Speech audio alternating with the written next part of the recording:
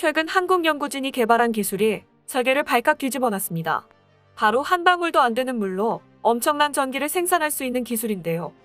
심지어는 대기 중의 습기만으로도 발전이 가능하다는 연구 결과가 나와 완전히 상식을 뒤집는 발전 기술을 선보였습니다. 이것이 가능한 것은 어떤 특수한 소재 때문에 가능하다고 전해지는데, 이 소재는 군사적 목적으로 사용되면 EMP 무기도 완전히 무용지물로 만들 수 있으며 스텔스 형상 없이도 스텔스 기능을 구현할 수 있습니다. 이 때문에 중국에서 난리가 났는데요. 미국도 완전히 패닉에 빠지게 했던 중국의 차세대 무기가 완전히 쓸모가 없어졌기 때문입니다. 이 때문에 전 세계가 한국의 기술에 주목하고 있는데 한번 자세하게 알아보겠습니다. 대전 카이스트. 한 연구원이 검은 천에 물방울을 떨어뜨리자 갑자기 프로펠러가 돌기 시작합니다.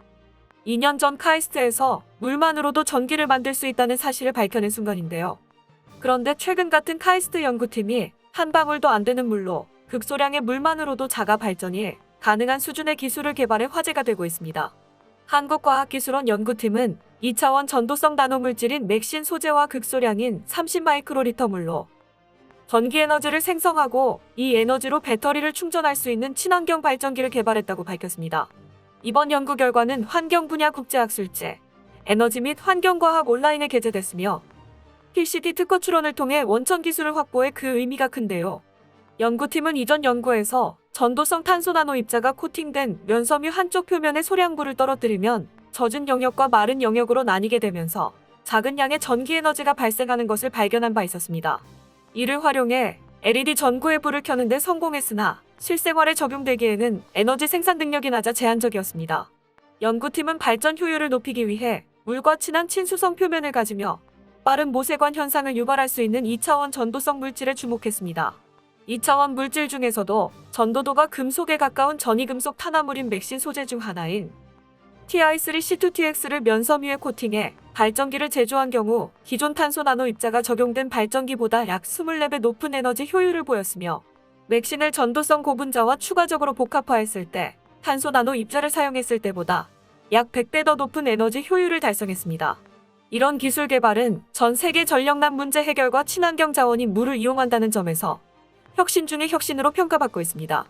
맥신 소재가 적용된 자가 발전기는 기존 탄소 입자가 적용된 소자보다 7.7배 작은 크기에서도 1세제곱센티미터당 30.9mW라는 세계 최고 수준의 전력 밀도를 보였는데요. 연구팀은 맥신 기반 자가 발전기 16개를 병렬로 연결한 뒤 또 그것의 10개를 직렬로 연결하는 등 총 160개를 연결해 상용 리튬 폴리머 배터리를 20분간 14%의 용량을 충전하는데 세계 최초로 성공했습니다.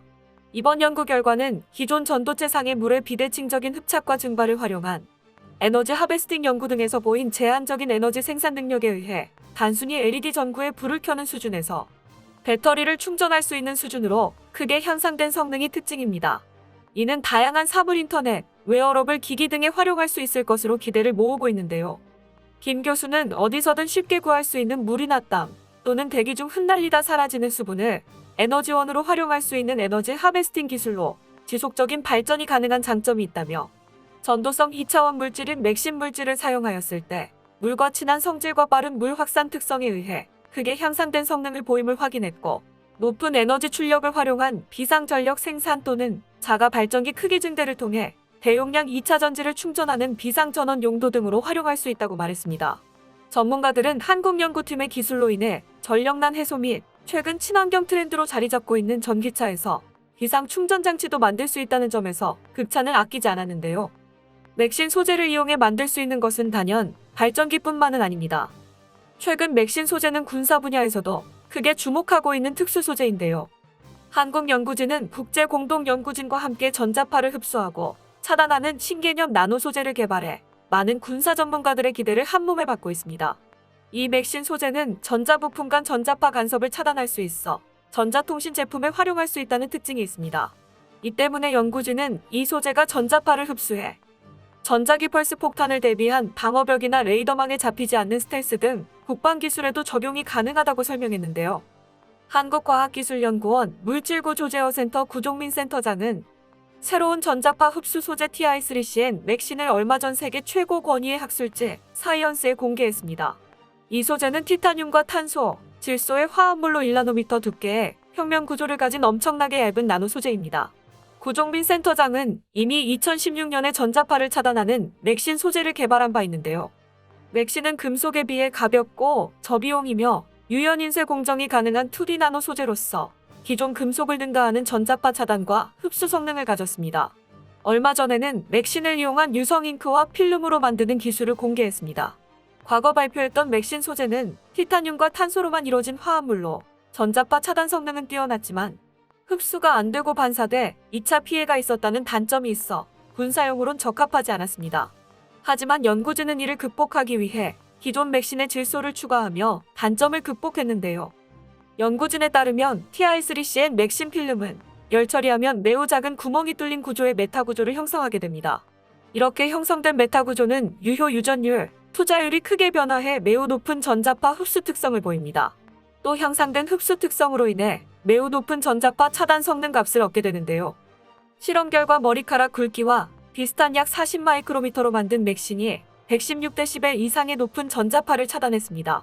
구종빈 센터장은 자연계에 존재하지 않는 인간에 의해 창조된 신규 나노 소재로 향후 실용화를 위해 소재 부품 장비를 연결하는 공급망 확보가 매우 중요할 것이라고 강조했습니다. 한국이 개발한 맥신 소재 때문에 최근 미국과 중국의 희비가 엇갈리고 있는데요. 최근 미국은 중국이 개발 중인 신개념 무기 때문에 골머리를 앓고 있었습니다. 바로 두뇌 조종 무기입니다. 특정 전자파를 쏴 사람의 두뇌를 조종하는 무기인데요.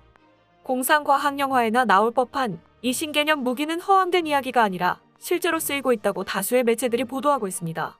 중국군 기관지 해방군보 인터넷판인 중국군망은 2018년 대뇌피질에서 미래 전쟁이 시작될 수 있다는 제목의 기사에서 사람의 뇌파는 지문처럼 유일무이한 것이고 뇌파 데이터를 특정 시스템으로 번역하면 시각, 청각, 언어, 감정 등을 읽어낼 수 있다고 밝혔습니다.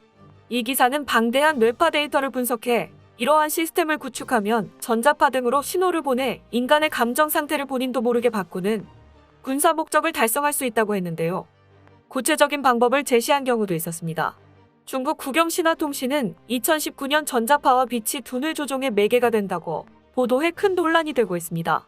이 때문에 미국에서도 중국의 두뇌 조종 무기에 대해 심각하게 받아들이며 이와 관련된 기술이나 부품 관련해서 중국에 제재를 가한 상태입니다.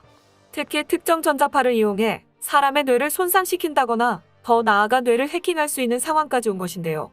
몇 년 전 해외에 있는 미국 외교관들을 공격한 러시아의 극초단파 무기가 그 애입니다. 극초단파는 주파수가 촘촘의 귀를 거치지 않고 사람의 뇌를 손상시켜 일명 환각두통을 유발한다고 밝혀졌습니다. 사람에서 효과가 충분히 입증됐으니 이를 전쟁에서 사용하지 않는다는 보장도 없습니다.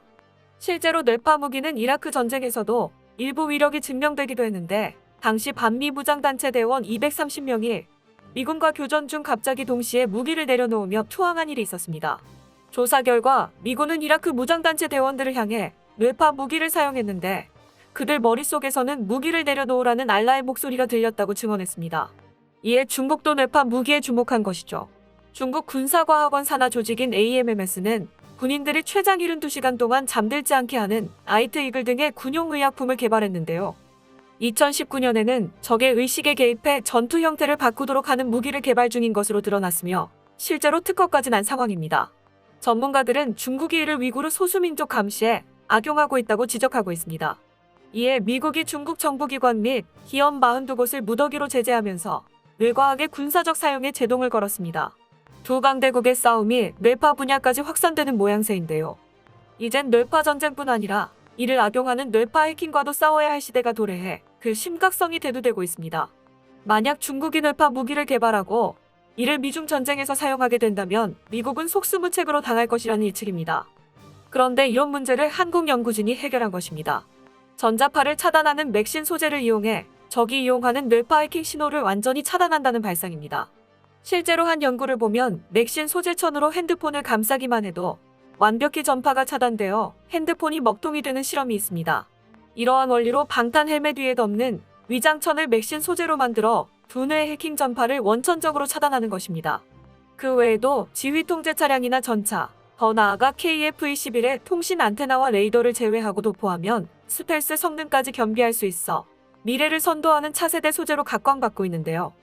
한국이 개발한 신소재가 에너지 문제를 해결하는 것뿐만 아니라 군사적 목적에서도 악질적인 무기에 대응할 수 있는 것에 새롭게 급부상하고 있습니다.